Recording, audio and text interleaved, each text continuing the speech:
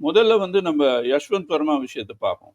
அரசியல் செய்தி சூத்திரத்திலேருந்து தெரிய வருது என்னன்னா, அதாவது என்டிடிவி நிறுவனம் ஒரு செய்தி விட்டிருக்கு. மத்தபடியும் அடிபடுறது என்னன்னா, 100 எதிர்க்கட்சி எம்பிக்கள் வந்து அந்த யஷ்வந்த் வர்மாவ நீக்க வேணும் ஊழல் குற்றச்சாட்டுலன்னு ஒரு மனுல கையெழுத்து போட்டிருக்காங்க.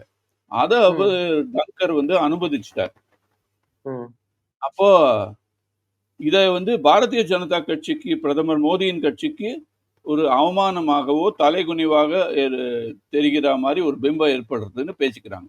அதுக்கு என்ன ம். காரணம்னா, ஊழல்னா எதிர்க்கட்சிகள் எல்லாரும் ஊழல், பாரதிய ஜனதா கட்சினா ஊழல் இல்லாத அதுக்கு எதிராக செயல்படுகிறது என்ற பிம்பம்க்கு எதிராக எதிர்க்கட்சிகளே ஒரு நீதியரசரை, ஒரு நீதிபதிய நீக்குற அளவுக்கு ஒரு மசோதா வந்திருக்கு.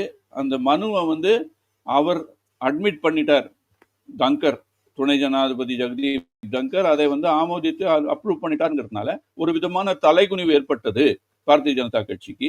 அதுக்கப்புறம் வந்து மேலிடத்துல, அதாவது யாரோ வந்து சென்டர்னு சொல்றாங்க, அதாவது ஒன்றியத்திலேருந்து எங்க யார் வேணா, நட்டாவா இருக்கலாம், அமித்ஷாவா இருக்கலாம், அவர்களுடைய சேர்ந்த ஒரு ஏதாவது காரியதர்சிகளா இருக்கலாம். அவங்க டங்கருக்கு போன் பண்ணி என்ன இப்படி பண்ணிட்டீங்க, என்னப்பா இப்படி பண்ணிட்டீங்கப்பான்னு பேசியிருக்கிறதா ஒரு செய்தி வந்திருக்கு.